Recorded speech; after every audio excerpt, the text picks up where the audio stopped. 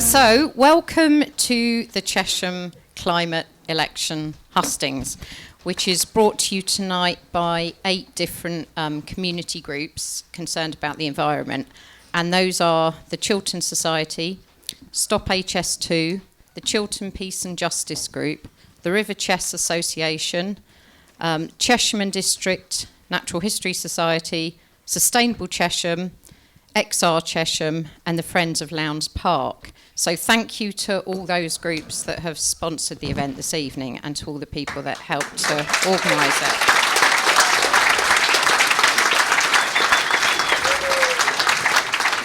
And it's really great to see so many people here and almost as many again outside that we can't allow in because we have a limit for safety on the numbers allowed in the building. So thank you to the candidates who've all come this evening. We've got a full house and these are all the candidates that are standing in the constituency of Chesham and Amersham. So we've got Cheryl Gillen, our incumbent MP for the Conservative Party, on the right. We've got Dan Gallagher for the Liberal Democrats here, and we've got Alan Booth from the Green Party and Matt Termaine from the Labour Party. Okay, so in this 2019 general election, there are a lot of issues, as we know, because I'm sure we've all been watching all the different leader debates. But this evening, we're sticking to the climate and ecological emergency, because that's why we've called this event, and it was called the Chesham Climate Election Hustings. So we're not exactly a Brexit-free zone, but if the conversation does drift off, I will be moving it on because we want to make sure that we get through the issues related to the climate emergency that people would like to discuss. So equally, there are a lot of different environmental issues, and what we've done is we've gone for the ones that were most popular. So most of the pre-prepared questions that you're going to hear read out tonight are actually composited questions from a number of different people, and one of those people has been asked to read it. Lots and lots of questions were submitted, but they fell sort of broadly into the kind of most popular themes, and you'll see what those are as we go on. There's only one question that I've added in to that main section of the read out questions that the candidates, I apologise, won't have had in advance, and that's because it came in at the last minute, but it was from Hannah from the Chesham Youth Council. And we felt it was very important to have the youth voice represented this evening, so I'm sure you'll understand that, and it's going to be combined anyway with a question that's related to it, so I think that will be fine. So I would ask everybody not to shout out if you want to ask something or make a comment. Put your hand up, please, and go through the chair if you wish to speak. That applies equally to the people on the floor and the candidates, please. And one more thing on that. I'm aware that Cheryl Gillen and Alan Booth have already made the Joe Cox Foundation pledge in their campaigning. And the Joe Cox Foundation pledge is as follows. We ask that people set an appropriate tone in their campaigning, that they foster constructive democratic debate, and that they promote and defend the dignity of others, including their opponents. And that's how we'd like to conduct this evening. And I would just ask that all 4 candidates are happy that we have that as our protocol for this evening, and everybody in the floor as well. There's support for that. Good. Right, so this is the plan for the evening.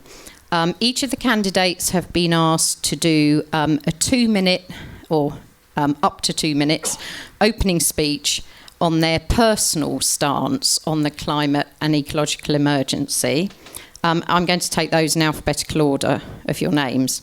After that, we're going to have a question time, and this is where we've got a number of questions that have been submitted in advance and have been selected in order of popularity. And for each of those questions, I'm going to ask each of the candidates in a different order each time to give a brief response to it. And I would ask you to stick within 1 minute, if you can, or less, because that will then give us time to also take questions and comments from the floor, because there were many more people wanting to speak than the number of questions we were able to select. I may be using a stopwatch if it gets out of hand, because we don't want one person to talk for too long or for one subject to go on too long. I'm starting to ramble myself now, I know. And then after all those questions and some things taken from the floor, at the end, the candidates will each give an up to 1.5 minutes closing statement, this time focusing on their party's stance, not their personal stance on the climate emergency. Okay, so as we're going in alphabetical order, I'm going to ask Alan to start us off. Your personal stance on the climate emergency, please. Thank you. Can I ask a question? Yes. No, I don't think so. Not as far as Hi, good evening. Is that a good sound? Yeah, okay. So the Secretary General of the United Nations said this week that this is our last chance right now to avert the worst effects of climate change facing the planet, facing us. In the Green Party, we simply ask, if not now, then when? The science tells us we must act now, and the earlier, the better. But there are too many other vested interest groups that are still stuck in business as usual mode, holding us back and pouring scorn on the change that has to come. The Green Party wants to lead the UK into a sixth industrial revolution with its Green New Deal. To decarbonise Britain's economy, we will have to act on a scale of ambition not seen in this country since the Victorians built the modern world. And the Victorians managed to do that with just steam power. For my part, I voted tactically my whole life up until the 2015 general election, when I voted Green for the first time. I am a realist. Perhaps that's why I'm now a Green. But we've all got to start being realistic. The time to act is now. Under first past the post, I admit, it's not very likely I'm going to win here in Chesham and Amersham, but how many people's second choice would the Green Party be? And I put it to you that a really big Green vote in Chesham and Amersham is exactly the kind of protest vote that will make a real difference, because the other challengers to the Conservatives aren't going to win here either. A really big Green vote will be noticed and heard and not lost in the background noise of the election. So please vote Green on December the 12th.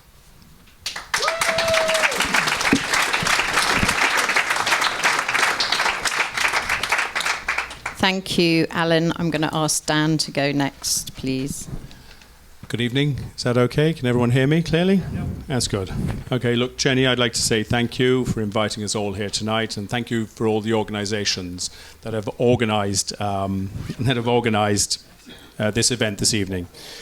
For a debate which highlights the most important subject facing us all, the most far-reaching issue facing not just this constituency and electorate, but the world. It is something that the Liberal Democrats first comprehensively raised way back in 1997 with our manifesto, Living in the Greenhouse, Policies to Tackle Climate Change. We have over many decades led on greenhouse and ecological issues. Many of you might remember our sandals and beards image from years ago. Well, the fact is, it's mainstream now. We have a comprehensive, realistic plan to achieve a zero-carbon economy by 2045, starting with a reduction of carbon by over 50% by 2030. So I stand before you as both a candidate, but also as a house builder. I think when house builders are standing in Parliament trying to get green laws passed to save our planet, we can be sure that we are headed in the right direction. Through my work, I have gained knowledge about our environment, but I know I have much more to learn, and over the coming years, I shall do. In Parliament, Liberal Democrats and Greens have worked to bring the climate emergency to the floor of the House this very year. In this election, in 60 constituencies, Liberal Democrats and Greens came together to work for a common cause and put joint candidates to the electorate. I wanted that to be the case here and reached out to Alan and the Greens to see if we could. It wasn't to be. Maybe I wasn't persuasive enough. But then I'm new to politics. But I can tell you, if you do lend me your vote, and if I'm elected, I will continue to reach out to the Greens to pursue policies to bring about a healthy zero-carbon economy as soon as possible. Is that a timer? Was that the timer? Yeah. It was. Okay. All right, I will look. Okay. I can do it here in Chesham and Amersham with a proven party that can use greater numbers in Parliament. And I will join with other like-minded MPs with the help of Green and Labour votes as the environmentally positive and, I'm going to say it, electable candidate in this election. Thank you.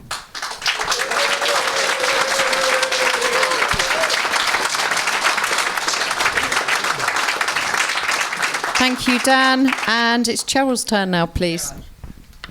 Well, forgive me, I'm not going to use the microphone because I think I've spoken in this room so many times that I can usually carry it. And I first of all want to say an enormous thank you to Jenny and all the other organisations for putting this together, because I think it is probably the first time that we have had a themed hustings in Chesham and Amersham. And I'm absolutely delighted that you are all here today. I know some of you are not of my political persuasion, because I know many of you, but you do know me, and you know that I have no side to me, and certainly on this topic, I do not have any side. So I would like to welcome all the other candidates here as well, and particularly Alan, who I've now known for many years, and I can honestly say that when we have fought against each other, there has been no animosity at all. For the simple reason that in 1992, when Chesham and Amersham first elected me to Parliament, I gave a maiden speech. And my maiden speech was about the environment. I have it here. And it was when the Rio conference was taking place, and I was particularly conscious of how we were waking up to the damage we were doing to our planet. And this is what I said back in 1992. We face a situation in which we in the United Kingdom excel.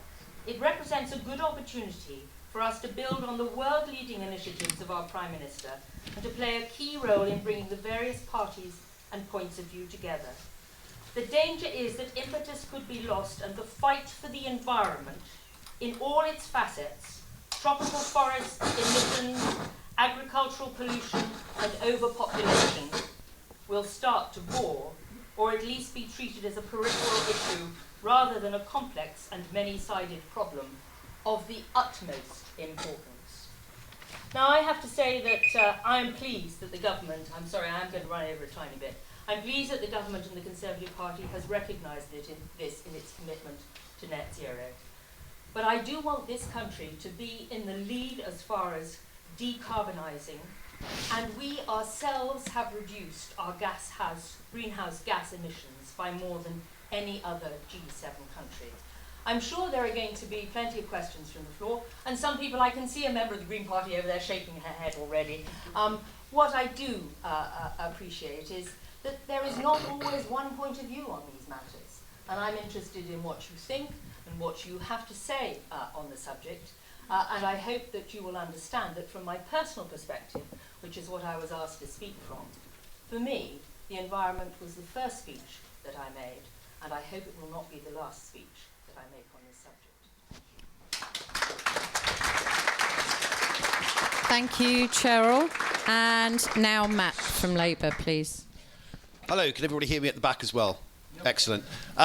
Thank you for inviting me to come and speak to you, and thanks to everyone who's been involved in the organisation of this event so far, even though we're only at the beginning of it. I'm going to make a personal statement, a statement relating to me about my engagement with the environment and what I think about things. So, obviously, I'm your Labour Party candidate. I first became aware of environmental issues, I think, back in the 1980s. With the stories around CFCs in aerosols, which some of you in the room will be old enough to remember as well. And we all cast them aside and threw them in the bin, and hair fashion stars across the nation breathed a massive sigh of relief as we were no longer using them. I joined Greenpeace as a teenager, and I had the World Clock poster on my bedroom wall, which is a very famous poster from that particular era. And I became active in the Labour Party in the mid-1990s and was very proud of the pioneering work that it did, bringing people like Jonathan Porritt and David King into the heart of government. It was very exciting to see.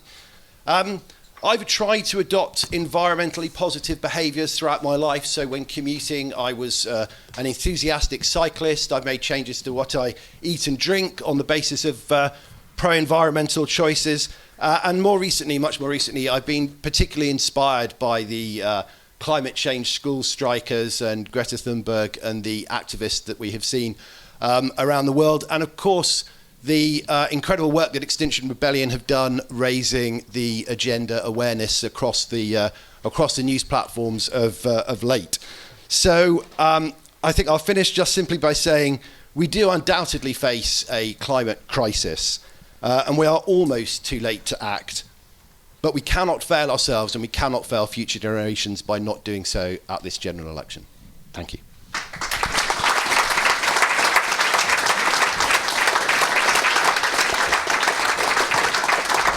So thank you to all the candidates for their opening statements. We're now going to move on to the questions that people are going to read from the floor. And the first two we're going to take together. So we're going to hear one question and then another. And then I will ask each of the candidates to give their sort of up to 1 minute answer on both of the questions together, if that's okay. The first one is going to be from Lynn Jenkins. And the second one is going to be from Hannah from the Youth Council. Okay, the question I submitted was to the candidates. Do the candidates think that the climate and ecological emergency is the most important issue at this election? But actually, I think they've answered that in their opening statements. So I'd like to ask if I can ask another question which is related to it. Or do you want to go on to this? As long as it's not the same as Hannah's one, and as long as it doesn't vary too much from your original one. Well, I'd like to ask the candidates how they justify their statements in view of their own and their party's voting records.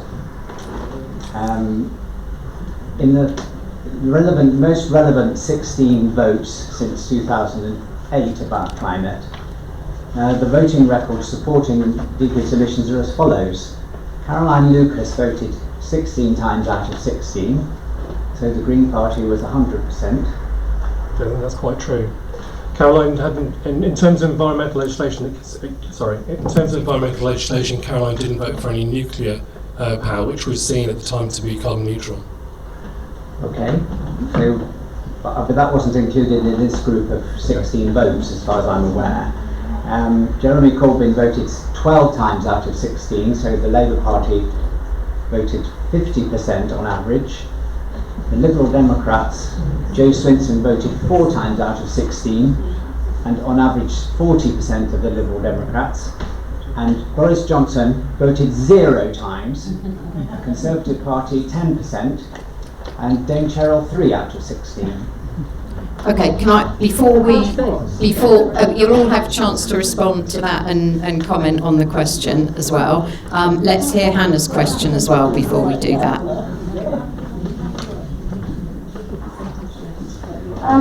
I'd like to ask, how do you believe we should go about educating climate change deniers?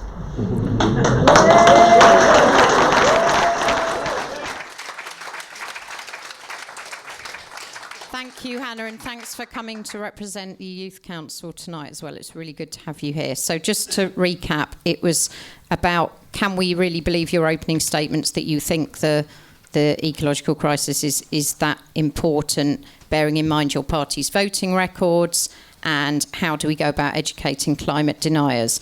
And we're, with our rotating order, we're going to take Dan first, then Cheryl, then Matt, then Alan. Okay, so we have question number 1. The original question was, is it as important? Yes, look, this is the most important issue that is facing us. It's a generational issue, it's a global issue, and in this election campaign, I think generational and global issues trump our local issue.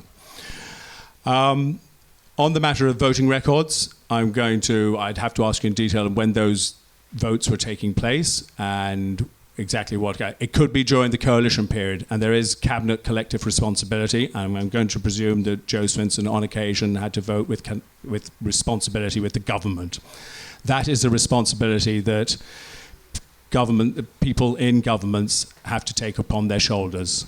Okay, she can probably stand up and defend herself, and she might apologise for what she did. She might defend herself, but I'll leave that to her. But that can be an issue when you're in a government and coalition.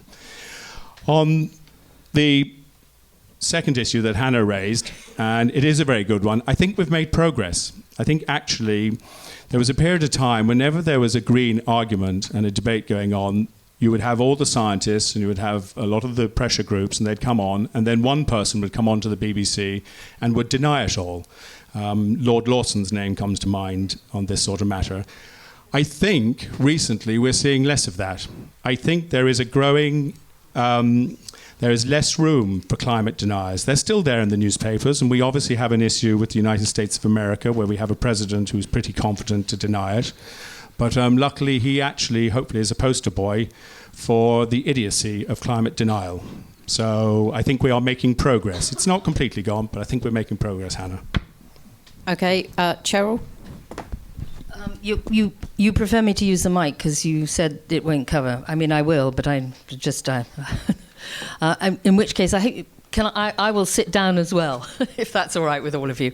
Can I just say, first of all, to you, Hannah, I hope there are no climate change deniers left. There shouldn't be. If I was alive to it back in 1992, when I was in my 30s, I really hope in today's day and age, when you hear, for example, that Greenland is probably going to have to close its main airport because the permafrost underneath the landing strip is starting to degrade.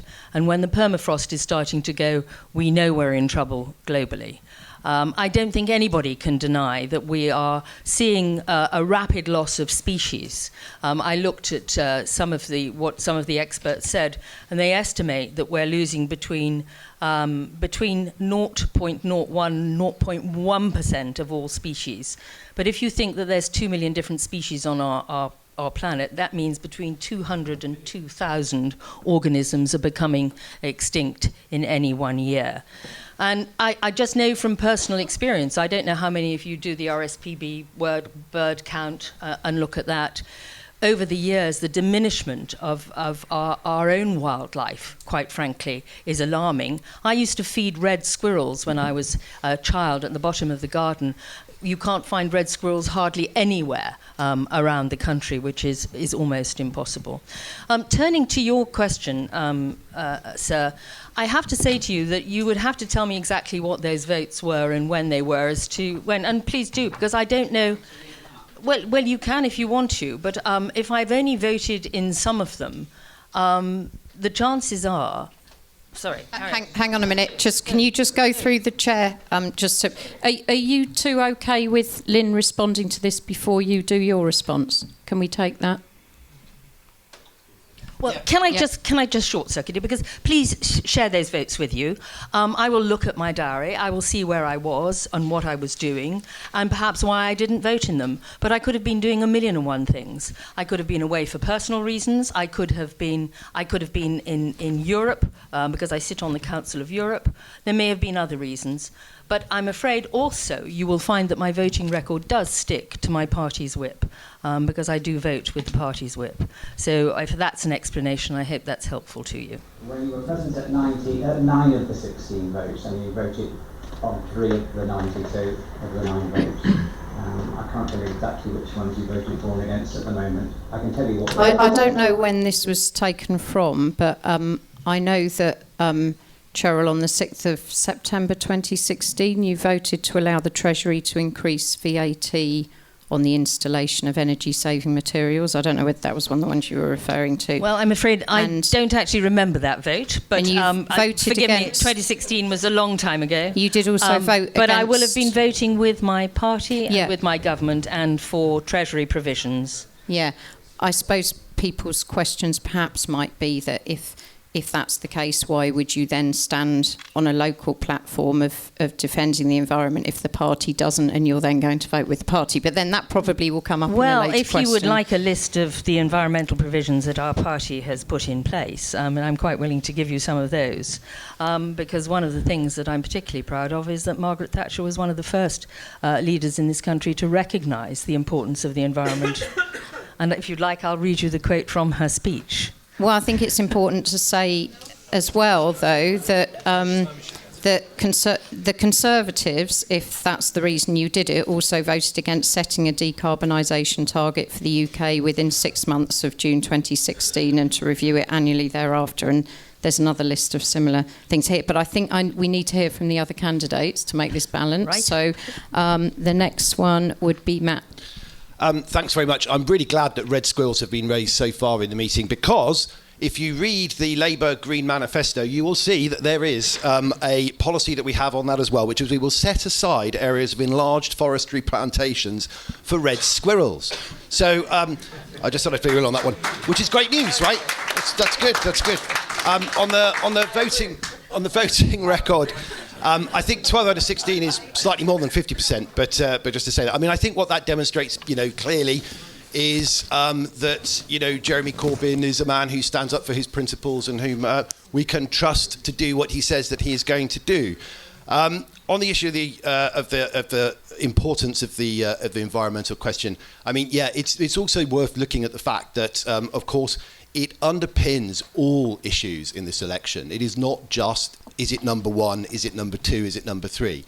It's, it is there directly or indirectly with all the other issues that we're voting on. Hannah, to deal with your question about how do we go about educating climate change deniers, well, persistence, I think, is the way we have to do it. Persistence with evidence as well. I mean, I recognise, of course, being a councillor in Watford, that there was a very famous visitor to Watford earlier in the week who is a climate change denier. But we have to just keep at it, and it's important that we do so. And I think the comments that I made earlier about Jeremy Corbyn, I think that also raises the issue of trust. And who is it that you trust? Of the two people that will be Prime Minister a week today, Boris Johnson or Jeremy Corbyn, who is it do you trust the most to actually put into practice the agenda that they're going? Well, if you need to make a binary choice out of one of them, I would suggest one of them has a greater reputation of standing up for their principles and doing what they say that they're going to do. Okay. Thank you very much. Thank you. Alan. Okay, Hannah, I agree with you that there are lots and lots of climate change deniers. I don't know how we're going to fix the problem, because there are still people that smoke, despite all the evidence that says that it's going to kill you as well. To go back to the first question, if I can actually take your first question that was submitted, I think without any doubt it's the most important issue. All around the world there's so much evidence of the looming disaster. We have glaciers retreating, deserts advancing, forests on fire. This year in the north of Russia, a fire that raged in an area the size equivalent to Belgium. We have drought-afflicted areas in Australia and California that are burning. The permafrost is melting, methane being released on an enormous scale, which is a far more active, potent and destructive greenhouse gas.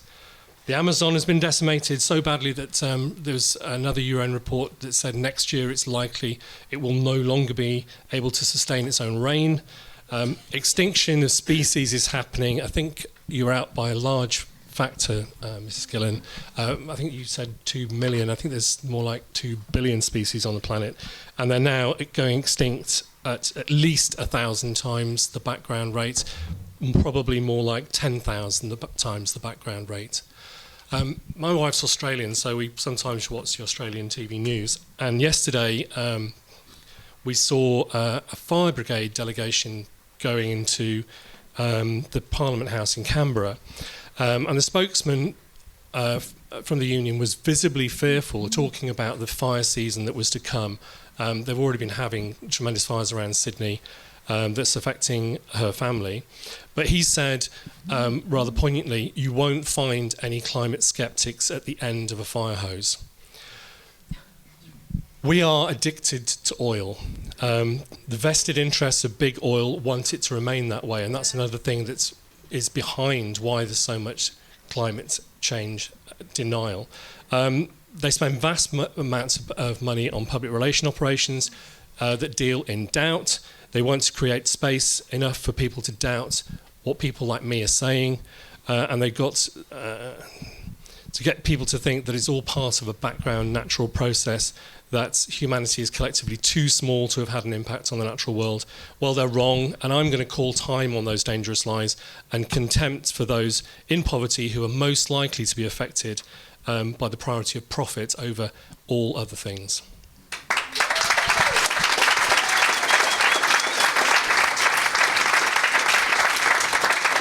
Thank you. Before we move on to the next question, was there anybody that wanted to make a very brief comment from the floor? Or if any of the questioners wanted to come back? Sorry, I can't see where. Somebody called Peter's got his hand up. There, the man with the glasses at the back. Thanks. Hi, it's a question for Cheryl. Were you embarrassed that Boris Johnson didn't turn up to the leaders' climate day? And Michael Gover's account, he wasn't a leader much as he wanted to be. Okay, I'll take two more and we'll just very briefly answer them together. The man over here with the red scarf standing up. A quick question to all of you. While Cheryl, our current MP, can remember red squirrels,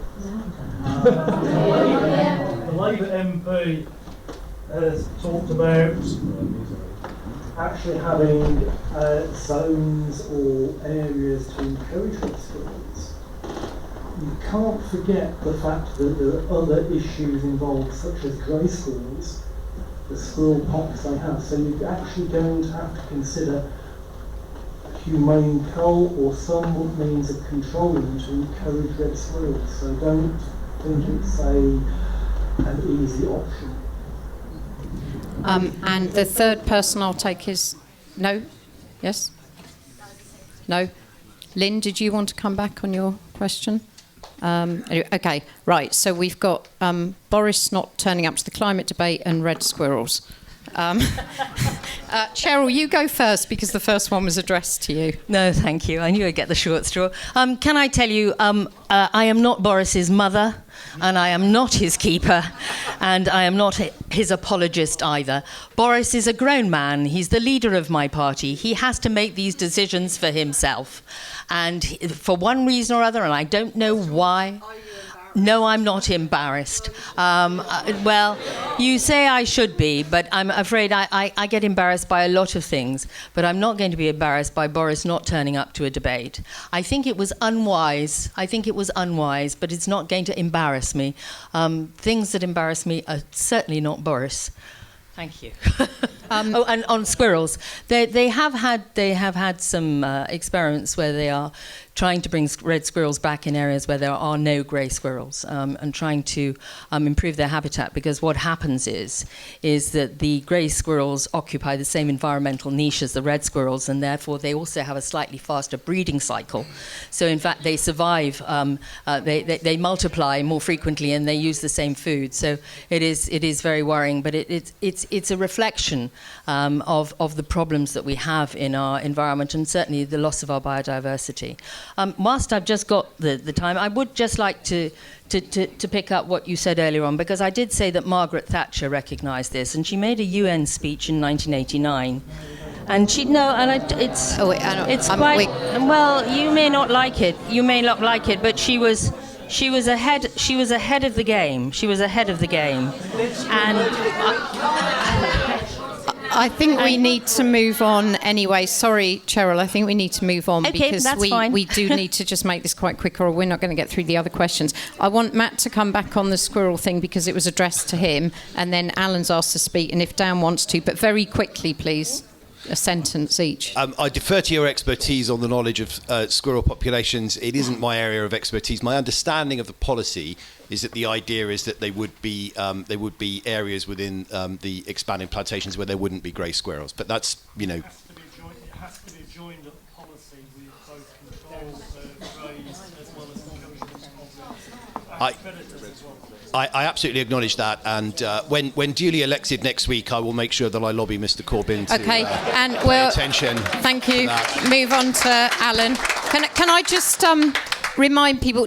Can you not come back unless the mic comes to you? Because otherwise the other people can't hear, and then it sort of gets a bit lost. But thank you, Alan. I don't want to diminish what you're saying about the squirrel population. I think it's an important issue. I do think, however, It was brought up because it's a distraction, and we're now all talking about squirrels. Okay, instead of talking about what's important. And what's important is that in 1989, Mrs. Thatcher spoke about the environment, and in 1992, Mrs. Gillan spoke about Rio 92. That was a long time ago. Why have you been sitting on your hands ever since? Dan?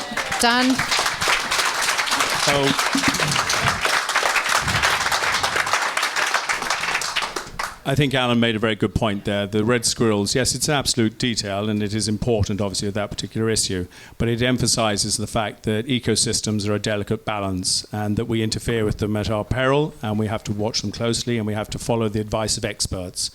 Finally, on the Mr. Johnson issue, I think Mr. Johnson isn't attending a lot of interviews and isn't attending a lot of meetings. I fear that in actuality, he does not have a grasp of what he's talking about. He is a show pony, and he has been elected by the Conservative Party for one purpose and one purpose alone, and that is to win this general election, and they care little about what he does after it. Okay. I'm sure some of the similar themes will come back, but I want to move on to the next question, and this is question number 2, and it's Annetta Strank.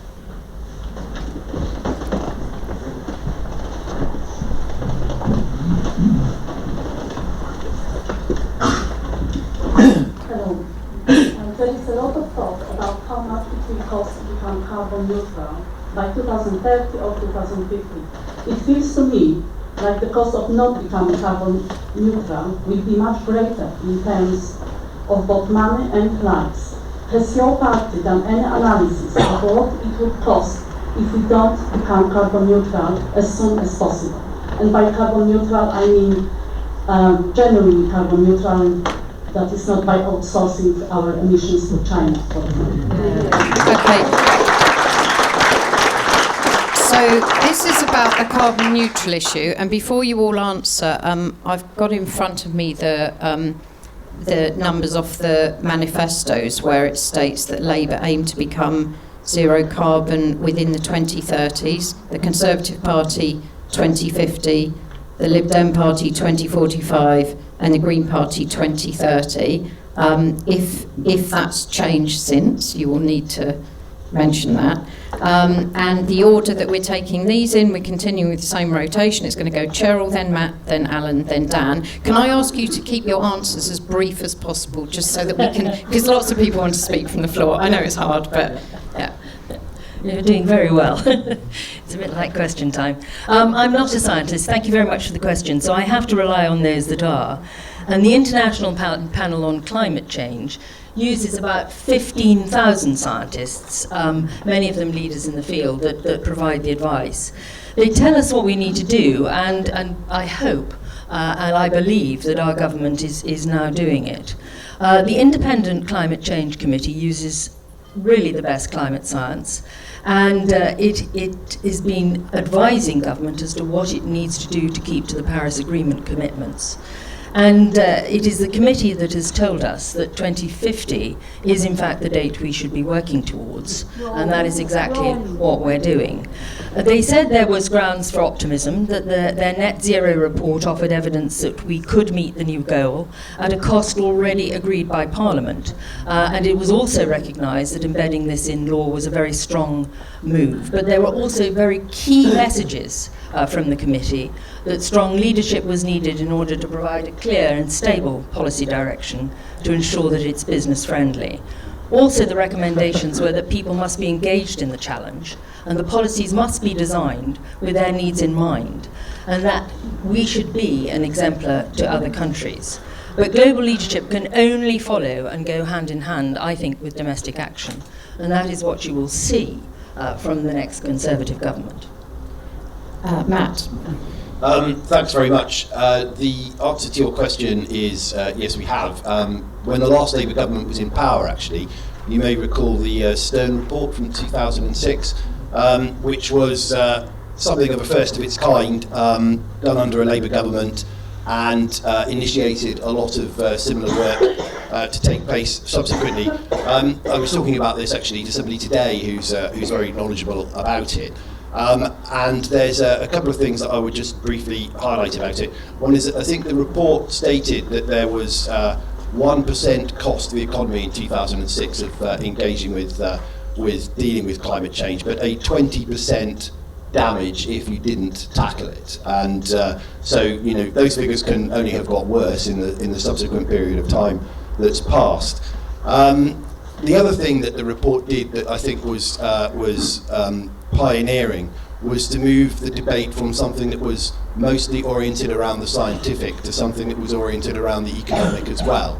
And the importance of that's important because that means that people start to comprehend what that is in terms of the impact on their day-to-day lives and their behaviours. So yeah, and clearly it's something that needs to be constantly reviewed. Our party's policy was initially just that you are correct in the figure that you say. It was originally 2030, but we have changed it to beat the 2030s, obviously aiming for 2030, but a little bit thereafter if that's what happens, because once again we're trying to make commitments in the manifesto that are honest and that we're able to deliver upon. So that's the reasoning for the slight softening, I emphasise slight softening of the Labour position there. Alan? Okay, we need to move fast and break things. The science shows us that we need to do more sooner, ramp up investment as early as we can, because it's going to be a time lag effect on all the actions that we take, just as it takes years for a tree to grow. Addressing the point made by Mrs. Gillen, she's quite right that we set targets at the Paris Climate Agreement, but unfortunately we've had another report out this year that said that we're not hitting those targets. We are still seeing emissions go up, and that from now on we need to see emissions falling by 7% a year. Now this has only happened twice in history. We had the crash of 2008-2009, and we saw emissions go down in Japan and the US by about that amount in that period. It also happened when the Soviet Union fell apart. So we need to take drastic action that doesn't affect millions of people losing their jobs and seeing the economy grind to a halt. So we're proposing allocating £100 billion of spending each year for the next 10 years to transform the UK. Now this sounds like an eye-watering amount of money, but it's broadly the same amount of money that George Osborne added to the national debt in just 5 years of him being Chancellor between 2010 and 2015. We had a lot about the deficit during that period, but very little about the national debt because it was still ballooning. It's hugely dishonest to claim that the UK is leading the world in decarbonising, yet we hear it often. We don't calculate our figures based on consumption of carbon that has been outsourced to other countries, as the questioner put it, to China, where many of the goods are manufactured that we consume, nor do we add in our air and water transportation. So we have a policy of telling the truth and facing up to the truth, and have a policy agenda that builds a transition to a zero carbon economy that is fair. Our economy right now is unfair and always impacts on those with the least first and worst.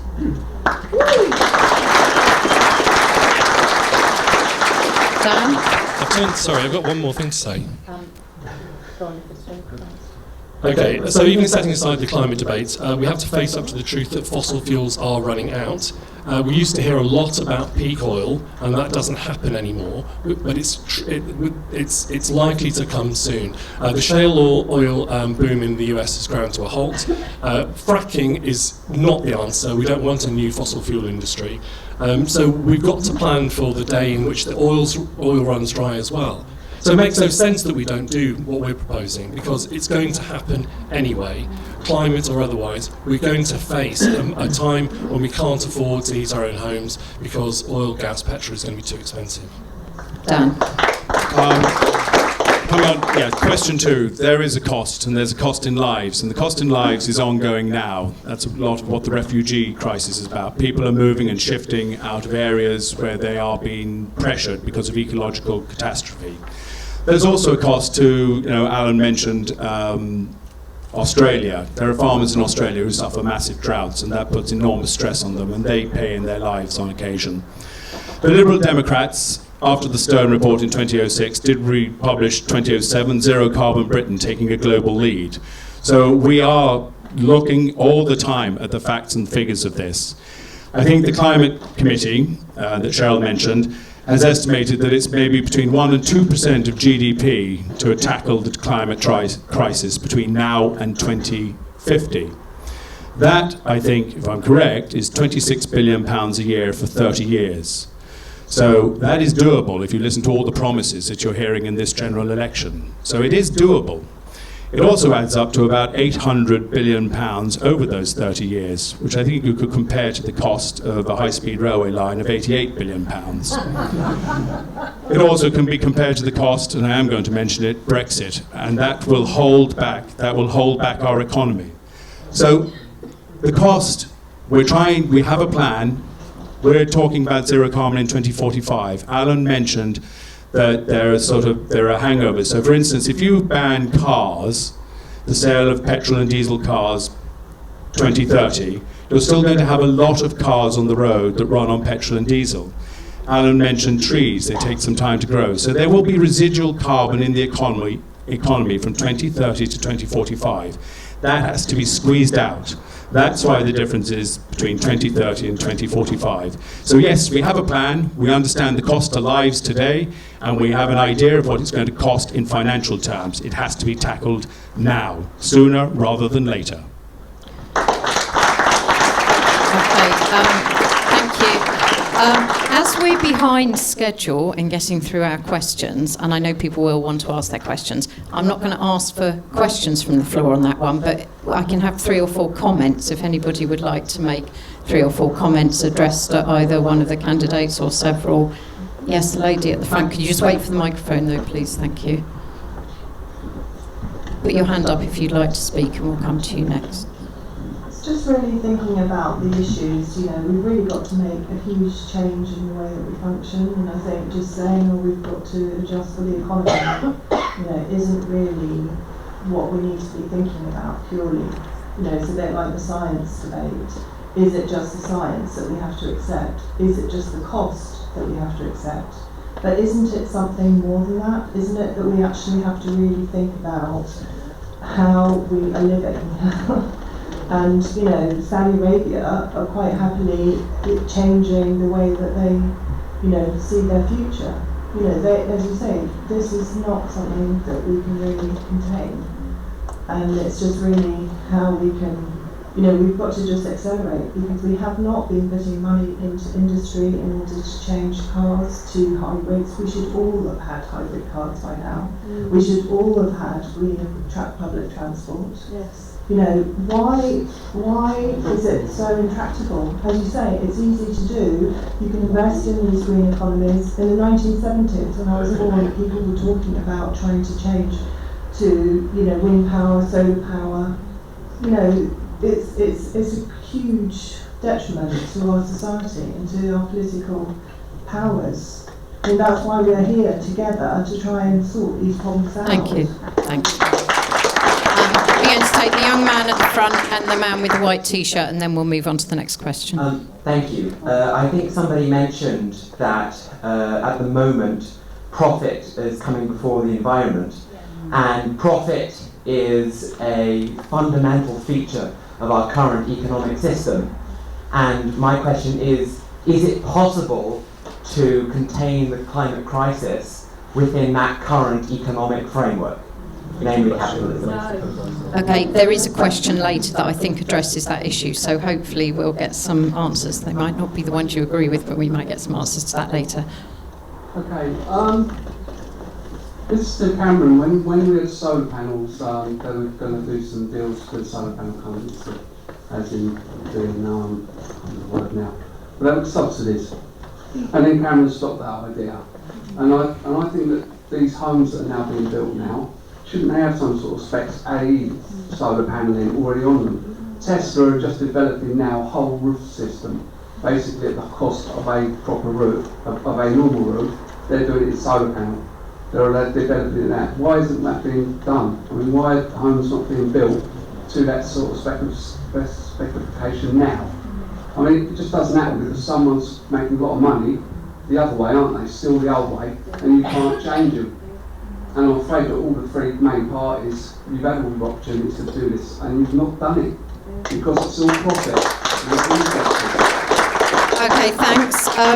We've got some really interesting points coming up. I did warn at the beginning, didn't I? There's so many issues and it's a multi-layered thing, the whole environmental crisis, and we're not going to be able to cover everything, but these all overlap with questions that I know are coming up later on. So we're going to move on to question number 3, which is from Trevor Braun, please.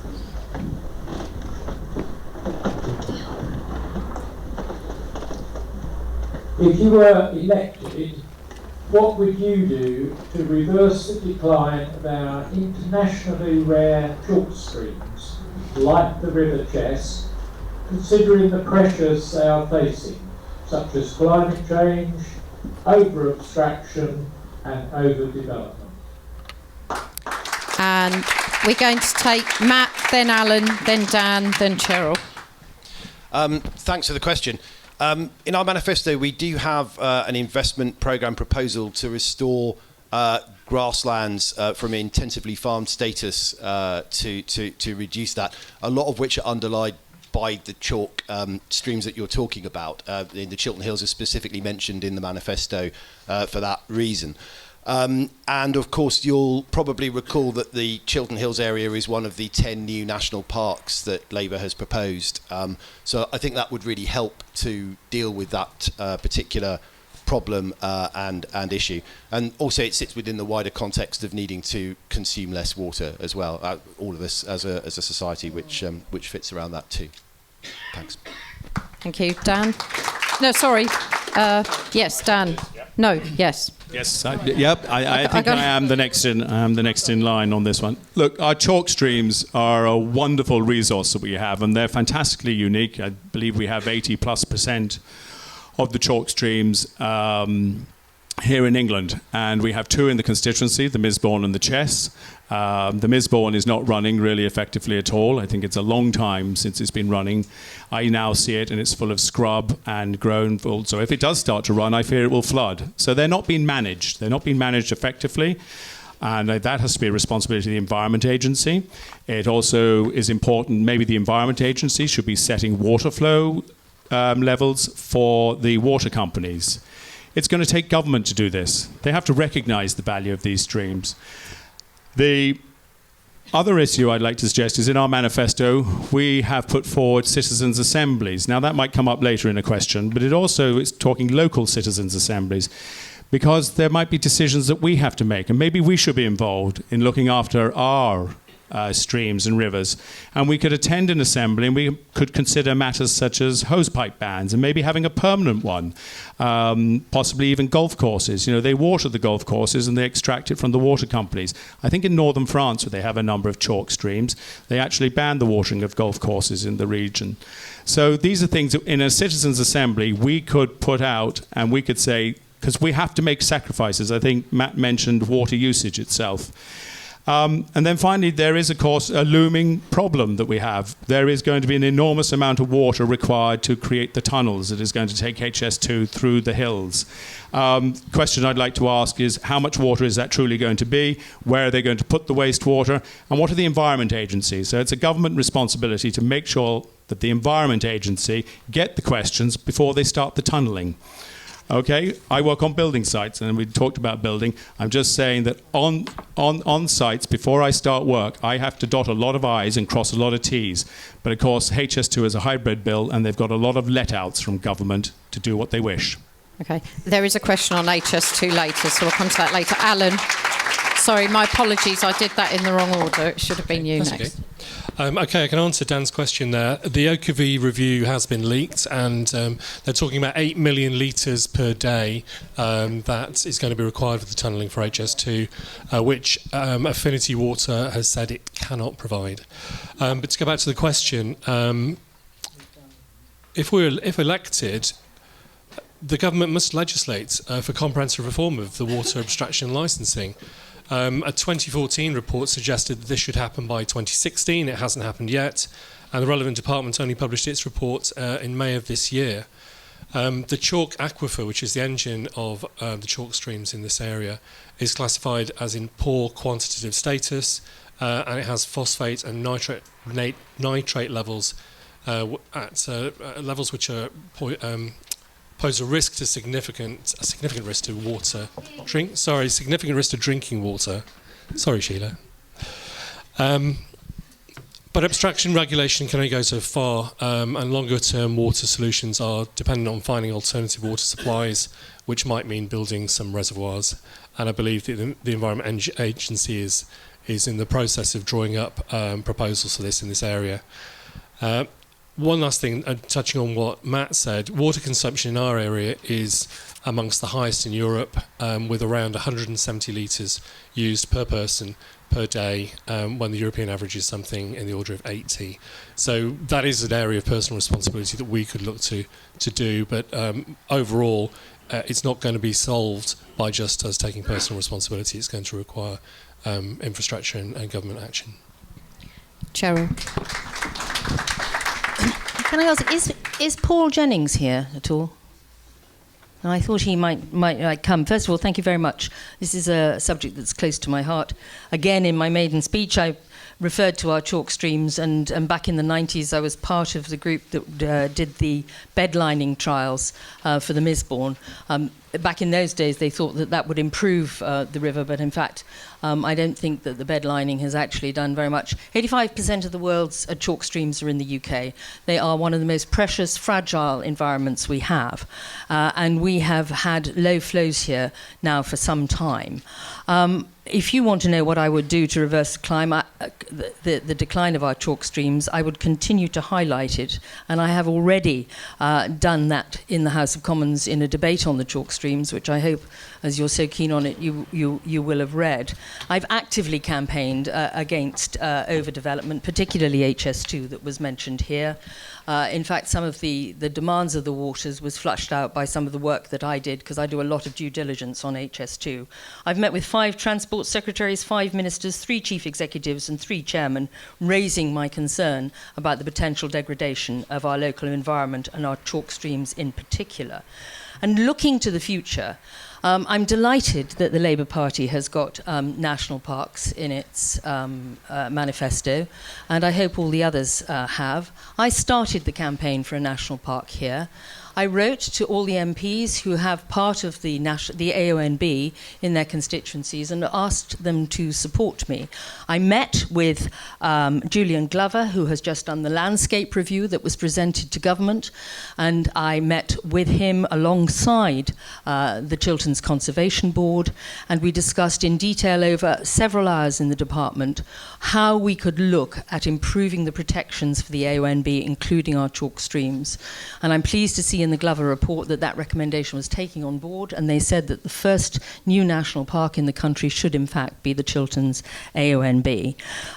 He said in fact it was the obvious choice.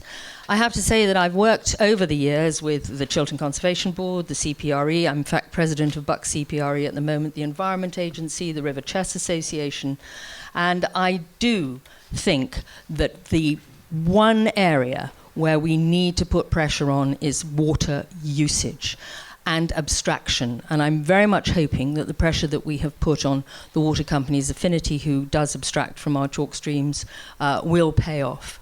I'm waiting to hear an announcement, which is why I asked whether Paul Jennings was here. And in fact, just this week, I had a 2-hour meeting with Chiltern District Council to talk about the local plan and to talk about how that could affect our environment and, again, our chalk streams. So I hope if I was re-elected that I would just continue to put our chalk streams front and centre and try and make sure that we put pressure on in the right places so that we can preserve this very fragile environment. Just one other thing is we're going to have a major conference in this country shortly, and what I'm doing is encouraging ministers to look at lifting, at the very least, lifting the protection and the status of our chalk streams. That is something that we could do that would prove to the rest of the world that we're actually looking after our environment in our own backyard.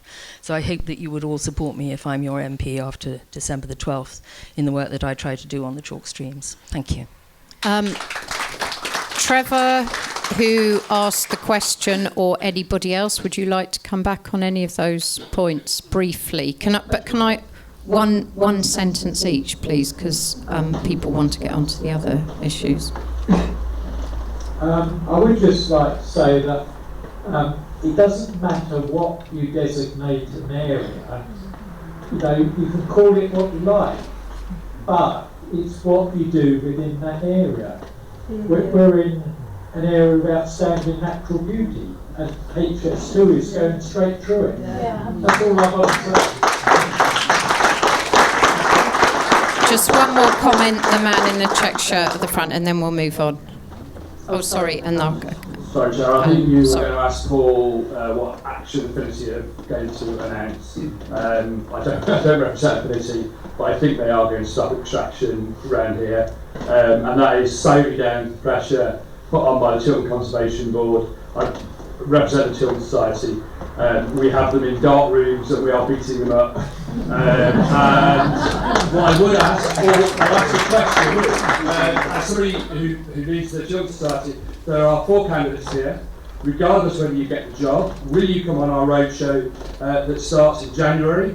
As individuals, if you really care about the chalk streams, you will all be on that roadshow, actually educating the public and telling the public how important it is that we reduce our water uses in our homes.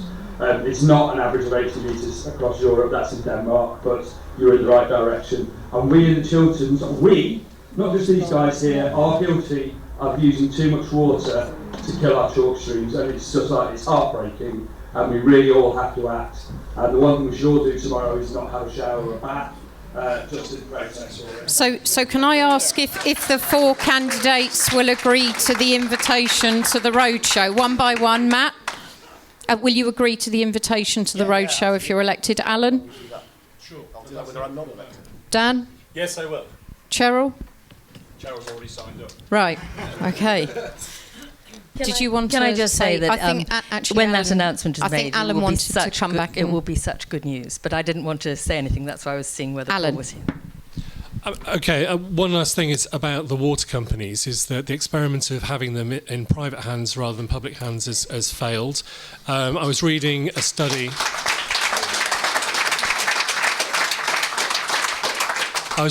from Sussex University recently that demonstrated that the debt that's been put into the water companies broadly is equivalent to the amount of dividend that's been taken out of them, with no added benefit in terms of building and infrastructure, maintenance and leakage prevention. Okay, thank you. Right, we're going to move on to the next question. It's question number 4, and it's Fiona Harding.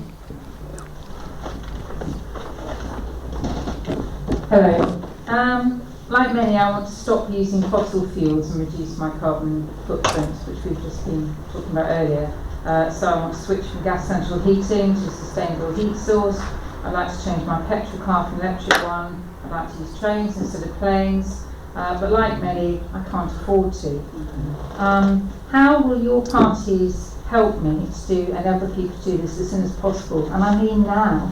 What are you actually going to do after the election, whoever's elected, to actually make this happen? It's what that lady was saying just now, about when's it actually going to happen. Right, so we'll ask for 3 snappy things from each of the parties' manifestos on how you're going to help that, starting with Alan, then Dan, then Cheryl, then Matt. Okay, so the Green New Deal that we're putting forward is going to radically update electricity generation and the supply infrastructure. We need to double the capacity of the national grid within the next 2 to 3 years to be able to then bring on stream the storage solutions that we need, be it with batteries or hydro. We need to reintroduce onshore wind because it's the cheapest way of producing electricity right now. And we need to expand, as what the gentleman mentioned earlier, solar everywhere. So we also need to, in terms of owning a car, the ground transportation private sector companies at the moment, companies like Uber, Google are doing it, and they're looking at modelling how driverless cars will change the ideas and perception of car ownership and use. And it could be that in the future we just don't have car ownership in the same way. We have a share lease like the super rich have for aeroplanes at the moment, rather than the traditional sale and purchase model. This will work well in this kind of area, and in the cities, we can improve on public and mass transit systems to keep them moving without the need for so many cars. Thank you. Dan? Yes, look, first three items we want to give. We propose to put 5% VAT on electric vehicles, so that would reduce the cost of cars. There is a matter of economy of scales. There is a drive to ban the sale of diesel and petrol cars by 2030. Already the car companies know this is coming down the line. It's coming down the line, I think, in Europe, it's coming in Britain, and I imagine in the United States it will, hopefully, after Mr. Trump has moved on. But yes, day one, a VAT reduction for the purchase of electric vehicles. New homes, it's zero carbon building. Getting back to that, there were zero carbon homes proposed to be built in the 2010-2015 period. That was abandoned. That can be reinstated. And then there is also a proposal that we, fund electric vehicles, electric transport, public transport, and that goes in on day one. Those are three items. If you get on and develop a target to achieve carbon-free economy, the economies of scale will start hitting in. And once they start hitting in, the price will drop. Wind power is now the cheapest form of energy available in this country. Let's expand wind power. If we can do offshore wind power. And the Liberal Democrats, it can be controversial, but we would also look at onshore wind power because that is the cheapest way to generate electricity. Okay, Thank you. Thanks, Cheryl. Well, I have to say I'm like you. I would like to reduce my carbon footprint, but looking at the price of electric vehicles and even hybrid vehicles these days, it is still far too high. And certainly the luxury of affording an electric vehicle is still a luxury. There were only 200,000 as well low-emission vehicles that were registered in the last quarter of 2018, which was the figures that I had available of. But we have actually given grants. There's been grants for cars, a maximum grant for £3,500. The grant will pay for 35% of the purchase price of the vehicle up to that amount. For motorcycles, there was a grant to pay for 20% of the purchase price of those vehicles, and for mopeds and for vans and for taxis, and there was a plug-in grant available so that you can get up to £500 towards the cost of a home charging point. But I think apart from the affordability, you actually have to stand back and look and see what we need to do. Poor old Dan here must stop building houses with gas boilers. And he fully admits that he is still building houses with gas central heating. That's not his fault. I think it's because at the moment the economics of house building still force people to put in gas systems because that is the cheapest and the most economic, and it keeps the price of the houses down because some of the alternatives are still too expensive. We need to bring down the cost of solar. We need to bring down the cost of heat exchange pumps and all those things which really can green your house. My cousins... Can I, Cheryl, can I just ask then, does that mean... Can I just say... Does that mean that in future you would vote a different way from your party on the issues of increasing VAT on the installation of energy-saving materials? No, I'm very much supporting my party, as many of the people in this room know, for getting Brexit done when we'll be able to control our own VAT. It's all right. I know how to lose an audience. Don't you worry. But I did say it wasn't completely a Brexit free. Well, if you carry on, I'll stop you. Listen, I know when I got my back up against the wall, but don't worry about it. But one of the things we will be able to do is vary our own rate of VAT. I mean, so you can only, as a member of the European Union... As a member of the European Union, you can only bring down to 5% if you want to. And one of the things that we're going to do is remove VAT from various things. But just let me get back to the main point of the argument. Because once again, I don't want Brexit to overtake this argument, because that's one of the problems. Brexit overtakes this argument, and it takes second place. I think one of the things that is going to help us greatly is going to be technology. I was saying at another Hustings that in not the last century, the century before, in New York, there was a fleet of electric taxis, and everybody said that electric vehicles was going to be the way forward. And it wasn't the way forward. Why was it not the way forward? Because they did not roll out the infrastructure to charge electric cars. And the oil industry and the gas industry rolled out the gas stations all across America. And that is why the internal combustion engine took over. So what we do need is a government that starts to put in the charging infrastructure. We need the companies to bring down the costs of the vehicles. Okay, we're doing it now. We're doing it right now. We're going to move on to, in the interests and of balance, Cheryl, we need to move on to Matt. It will be easier for people to reduce their individual carbon footprint. Thank you. Matt, your turn. Thanks very much. So this really gets to the fundamentals of the issue, doesn't it? Is what are we able to do ourselves, and what are the parties in government going to do in order to be able to help you make that transition? We have a 250 billion transformation fund in our manifesto to do precisely this, to move from environmentally polluting ways of heating our homes and engaging with technology to that which is much more environmentally sustainable. In terms of electric vehicles, I mean, you will recall that we've announced that we're going to do 0% loans to be able to buy an electric vehicle if you want to switch to one of those, notwithstanding the comments about battery technology efficiency and costs and so on at the moment, but you'll be able to do that. We will also look to protect jobs. One of the things that, this comes up a little bit in a later question, so I won't say too much about it, but it's really important when you make that transition. But if you're going to stop everyone from using gas boilers, then you're going to need to make sure you manage the workforce to be able to find alternative employment so that they're not scuppered by the whole process. We're also going to reopen bus and branch railway lines in order to be able to drive towards a carbon neutral transport infrastructure, a massive expansion of alternative energy source generation, and also food. We're going to work very hard at decarbonising food and how that supply chain works. So we will, for example, work with the National Farmers Union to make sure that agriculture is carbon neutral by 2040. We're going to make sure that we work with food manufacturers and supermarkets to be able to reduce the carbon footprint of food that's going in there at the moment as well. There's a whole host of this stuff. You really would urge you to read the Green Manifesto that we have on these things, because it's very tangible about what's going to happen for our day-to-day experiences. Thanks. Okay, I just, as brief as possible, I've got to give Dan the right to come back on being accused of as a builder. No, it wasn't. No, it wasn't an accusation. No, it's actually true. I am building houses. I'm building detached houses and terraced houses with gas boilers.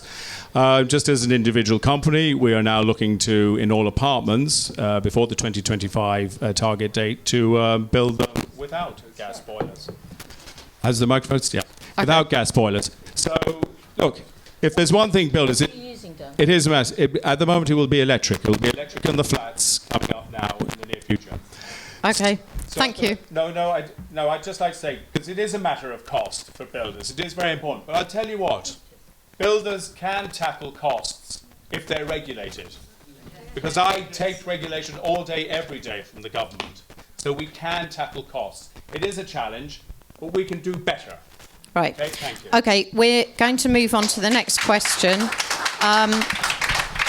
This is question number 5. It's going to be answered by Dan, then Cheryl, then Matt, then Alan. Yes. Yeah. Hybrid cars, well, can you leave that, because sorry, you've already spoken and we're very short of time and we need to get through all the questions. So we've got question number 5 and it's Elizabeth Cairns. In order to have different cars.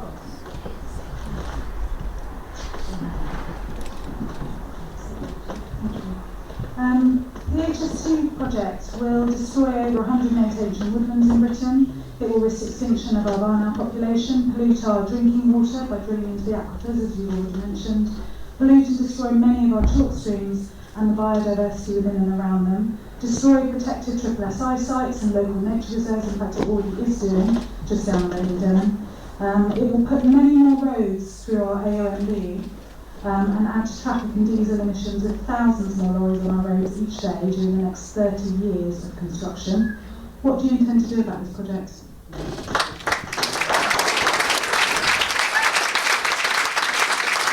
Okay, Dan? All right, thank you for that question, Elizabeth. Look, this has come up on the doorstep for me a lot of times, and it's come up over the internet and all the modern forms of communication. My party is in favour of HS2. Yep, absolutely. They're wrong, okay? I will be in disagreement with my party leadership. That is absolute and that is certain. I think we have to look, first of all, to say, do not lose hope. There is an Oakervee review. That tells us, although I'm not sure if it's completely unbiased, but that tells us that it can be stopped still. The costs are escalating year by year, month by month. I do not believe that this HS2 will get all the way up to the north of England. Before it is ever built, some branches of it will probably put to one side. What we can do here locally is maintain our resistance to it. Of course, I'm coming to you as a candidate for election. I think if you elected a Liberal Democrat MP in this constituency, it would be a new voice. I would say categorically that I have won this election, yes, on the great issue we're debating in the country, but also on the matter of HS2. It is an environmental catastrophe, but it is also a financial, I mentioned it earlier, it's 88 billion today, it'll be 100 billion, it will be late, it won't come through. I imagine in years to come, this project will be stunted somewhere along the line. So let's stunt it now. Okay, before I move on to Cheryl, just in the interest of transparency, the leaflets that are supporting your election, Dan, say oppose HS2, protect our environment, stop HS2, but the manifesto says continued commitment to HS2, just so that people are clear about that. Yep. Okay, Cheryl? Okay. Well, nobody has done more, I think, than I have to try and get HS2 cancelled. And I started in 2009 when Andrew Adonis first announced the project. It was a Labour project. And I went in to see him and I said, I don't think this makes sense. I don't think this is what the country needs. And unfortunately, my Prime Minister David Cameron came in and decided that he was going to adopt the project and take it forward. I have given evidence to the hybrid bill process, which was not pleasant. I have supported my constituents through it. I've hired lawyers to help. I even went to Europe to the Environmental Commission to talk about the degradation of our environment here, and they were not interested. I have literally helped hundreds of people with compensation and the mitigation efforts. I obtained the tunnelling through the Chilterns by continuously battering down the Department of Transport doors. I've worked with the National Audit Office and with Amias Morse. There have been 3 reports into this dreadful project. They handed out £1.7 million in unauthorised redundancy payments. I'm still trying to find out whether we can hold someone to account for that or get it back. I've worked with the Woodland Trust and other organisations outlining the loss of ancient woodland. I've challenged the business case continuously. I've exposed the rises in costs. I've even met with some of the construction companies. And I've started select committee inquiries into this. The Oakervee review was one that I pressed for. I didn't think Doug Oakervee was going to be put in charge of it because it's a bit like putting the lion in charge of the meat larder because he is a former chairman of HS2, but he had alongside him Lord Berkeley, who fortunately thinks like me that this project is a complete waste of space, time and money. I am pleased to say that my efforts resulted in our manifesto saying that HS2 was going to cost at least £80 billion and was not going to be delivered before 2040. And therefore, the leadership of the party is going to meet and discuss with people in the Midlands, in the north particularly, because it's Birmingham in the north, what the implications are, and is going to consider what the Oakervee review finally says. Just to let you know, a draft leaked report in the course of an election means that that is someone who is pro-HS2 that is trying to colour the view of HS2 to try and push it beyond the limit. I do not believe that this is a project that is too big to fail.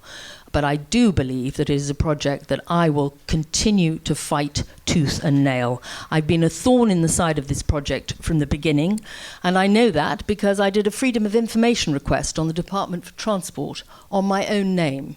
So I was able to have a look at internal documents and the attitude of the civil servants in the Department of Transport towards my opposition to this project. They were pretty revealing, and I was pretty shocked. And so was the department. It involved them making a full apology to me for the way in which they had approached it. I'm sorry, I feel really passionately about this. I know I've just gone over.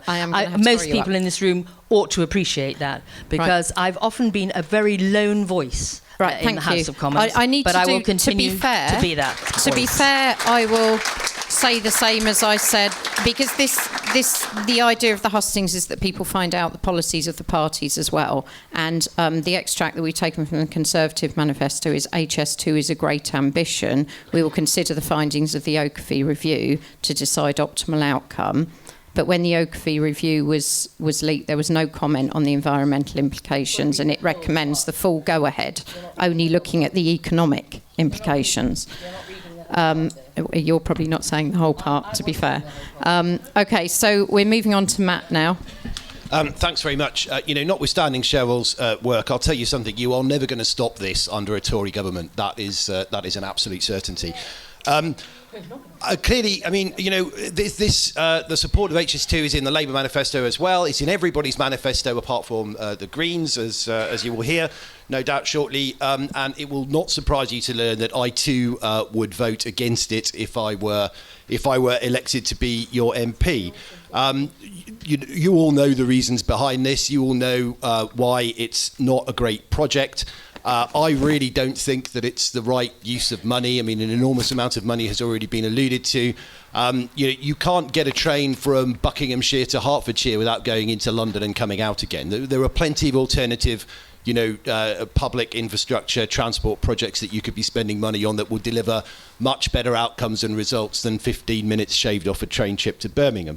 And as I've mentioned earlier, we have proposals to reopen branch lines and to expand the bus network again in order to be able to make that transport better, more effective, but importantly, environmentally sustainable as well. What I would say about it is, we have proposals in our manifesto for citizens' assemblies too. This sounds very much like it would be an appropriate thing to be going to one of those. And I would say that, comments earlier on notwithstanding, Corbyn is a very good listener. If you end up with a Labour government, whatever the colour of the MP that you have here, you should continue to lobby. One thing that he does do is listen to people. And he's very famous for having said that leadership is as much about listening as it is about telling people what to do. So I don't think that all hope is necessarily lost. Were I to be elected your MP, I would vote against it. Thank you. Alan? Okay, the Green Party is the only party in this election that is fully committed to stopping HS2. As you've heard from the other candidates, they will individually oppose it, but as we've seen with what's been happening since the legislation was passed, this isn't really good enough. It's not going to cut it. Tunnelling under the Chilterns, which is a great idea to avoid the blight in our area, isn't going to be able to happen because Affinity Water can't supply the water to do the tunnelling that's proposed. So they haven't got a solution right now. Where will it go? Will it have to go overground? People Power in Great Missenden locally has demonstrated that you can stop these companies working. The Link Road widening was proposed. It was a confused situation between whether it was a Bucks County Council or an HS2 Limited project, but it has been stopped, and that's been done with the help of XR. HS2 Limited just last weekend was trying to push ahead with tree cutting in Denham, maybe just the wrong side of the law, and there are people in this room who have acted to stop that happening with the help of Dominic Grieve, who went and stepped in and spoke to HS2 Limited. But sadly, the woods at Steeple Claydon in Buckinghamshire didn't survive. And if you've seen an aerial view of that, it's just bonkers that they chose to cut those trees down when they could have moved the line just a few metres either side. HS2 is vastly expensive. It's part of a rationale where we spend about 100 times per head on capital infrastructure transportation projects in the south compared to what happens in the north. Any money that's spent on transportation really should be focused on getting people out of cars and onto trains and buses in the most efficient way, and that has to be really has to be focused in the large population centres away from London. It's bonkers that you can't. That's two bonkers in one speech. You can't get from Liverpool to Hull in less than 4.5 hours on trains, and it's about 90 miles. We need to focus the money elsewhere. Okay, thank you. Now, we're very close to the time that we're needing to finish, so I'm just going to make a slight change here in the agenda. In the interests of democracy, I'm not going to completely cut out the last two questions. I'm going to ask the two questioners to read them so that they at least get heard, but then we will go straight to the summing up speeches from the candidates. If you choose to include references to those last two questions in your summing up instead of a general summing up, that's your choice, okay? But we're going to restrict the summing up as well to 1 minute each, and I'm going to time you because otherwise we're not going to get out of here in time, and we risk overrunning. So I'm going to ask, first of all, it actually says John Ormiston on your things, but he wasn't able to come, so Jill Walker is reading John Ormiston's question. So Jill Walker's question first, followed straight after by Richard Dunn's question, and then we will take the candidates' 1 minute speeches, and that's going to start with Cheryl, then Matt, then Alan, then Dan. Okay? Thank you. Hi everybody, my name is Jill Walker, not John Ormiston. Within the next 80 years, so within the lifetimes of our grandchildren, 180 million people will be displaced by the rise in sea levels, displaced from very fertile areas. The consequent social and resource unrest will be devastating. To avoid such catastrophes, should we be making major sacrifices, as our grandparents did, for a better future for our grandchildren? If so, what policies will you compel industry with minimal consultation to enact, and how will you overcome the necessity of companies to maximise profits for their shareholders rather than protect future generations? Thank you, Jill. And then Richard's question.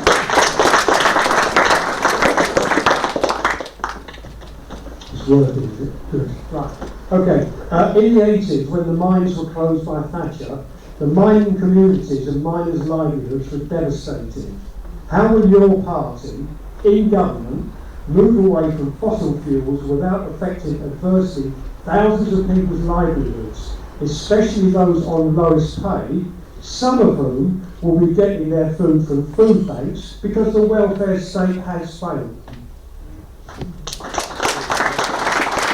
Okay, so they were the last two questions that we don't really have time to take, and we're going to ask the candidates now for their closing statements, and then we'll just have a summing up after that. So that's Cheryl first, please.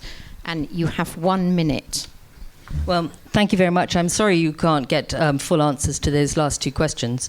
But if I've only got a minute to speak to you, I just want to set out what I think we've done and what we are going to do as a Conservative Party. Some of the things that we've done has been banning microbeads, introducing cycleways. You may not like Boris bikes, but they're certainly environmentally friendly.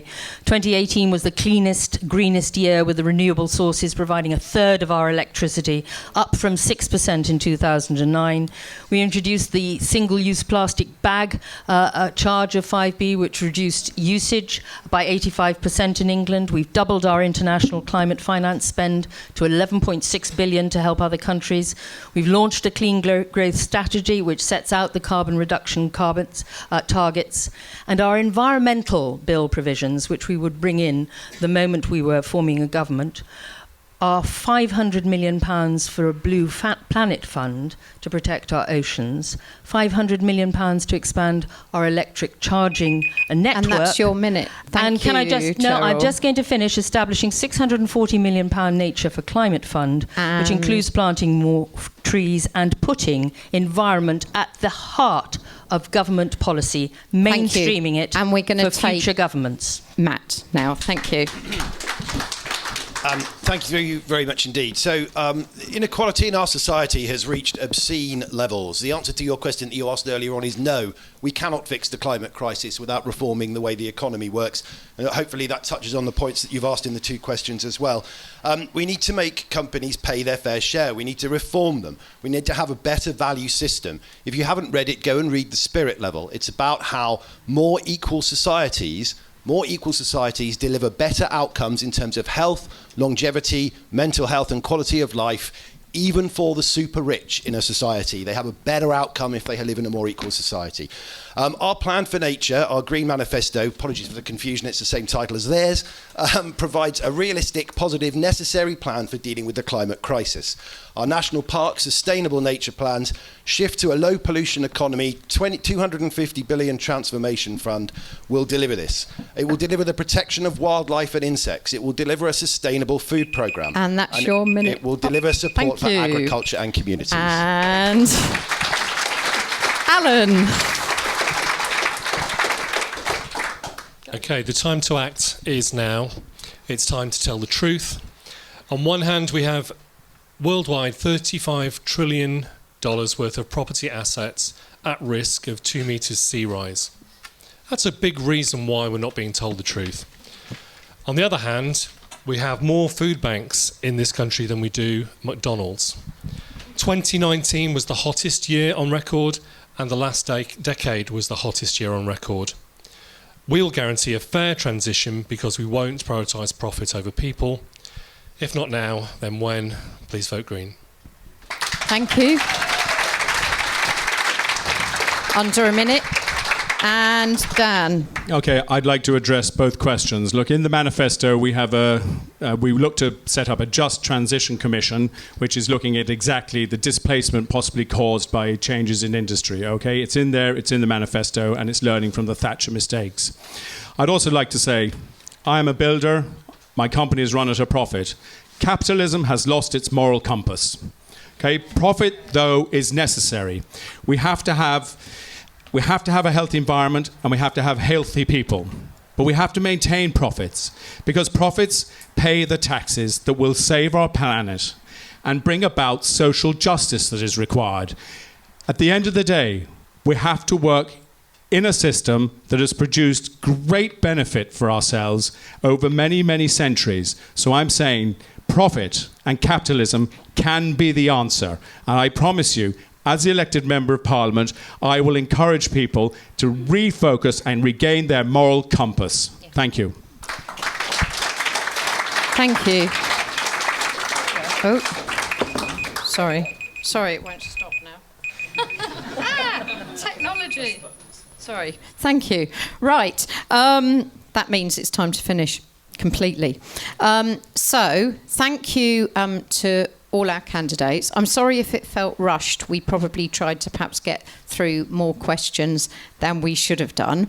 But that was a good debate, and we're really pleased that you all supported it. I want to particularly say thank you to Matt and Cheryl, who were both actually kind of double booked for this evening and could have been elsewhere, but chose to prioritise coming here, and we're very grateful for that. And the other two might well have been as well and not said that.